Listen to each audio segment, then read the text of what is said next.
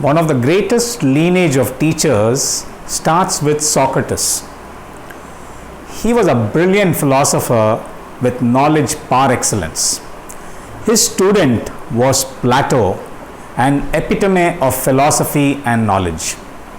And his student was Aristotle, a class act as a philosopher with oodles and oodles of knowledge.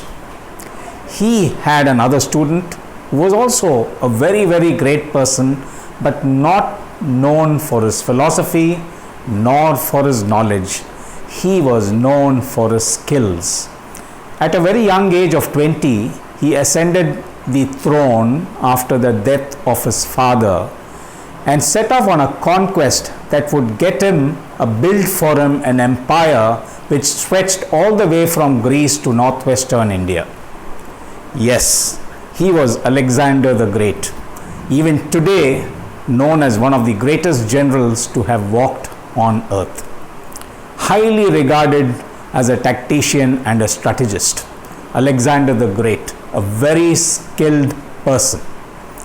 Today, knowledge is easy to acquire. If you know how to Google, you have knowledge at the tips of your fingers. Skills, however, are not so easy because you got to work really hard.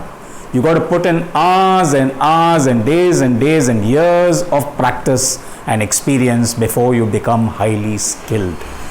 And skill by itself is nothing unless it goes hand in hand with speed. And this speed comes by a constant quest for skill and speed together. Because if you're not highly skilled and if you're not utilizing speed in execution, the world is going to pass you by.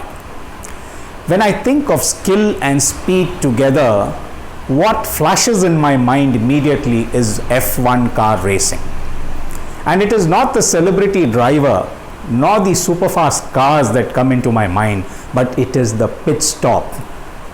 The 20 odd mechanics who work on the car when the car comes in from the race for a pit stop before rejoining the race is something that really is mind-boggling, because the speed and the grace that they exhibit is almost like a very well choreographed ballet performance. So this speed and skill you understand only by watching a car being dealt with at the pit stop. It used to take about a minute in 1950s to complete a pit stop. This timing dropped to about 6 to 8 seconds in the 90s. And in 2019, at the Brazilian Grand Prix, Mark Verstappen, driving for the Red Bull team, came in for his pit stop, and his 20-odd mechanic team got to work performing the different tasks. And what were the different tasks that they had to perform? They have to change all the four wheels. They have to realign the aerodynamics of the car and attend to the minor complaints that the driver has about the performance of the car, besides a set of other mandatory tasks. And Mark Verstappen came and parked his car, and all these tasks were carried out by his team, and they sent him off to rejoin the race in totally 1.82 seconds. Isn't that mind-boggling?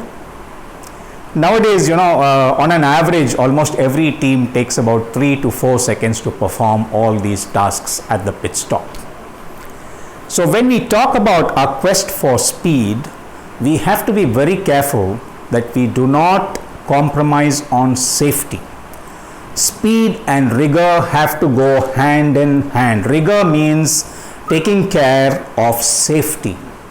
In fact, the F1 management, the F1 authorities had to tweak the rules of pit stop after Kim Raikkonen's car's wheel parted company with the car after he came out to rejoin a race after a pit stop. So today, the rules of F1 racing, they have laid down certain minimum time that must be taken into account for certain tasks at the pit. Of course, these times are all in fractions of a second. But what is very important is you have to keep rigor in mind, safety in mind. Speed and rigor have to go hand in hand, both in decision making and in execution. Otherwise, you will not make a difference. So this has been driven home to us quite impactfully in recent times, especially in our quest for vaccines during the recent pandemic. Thank you and goodbye.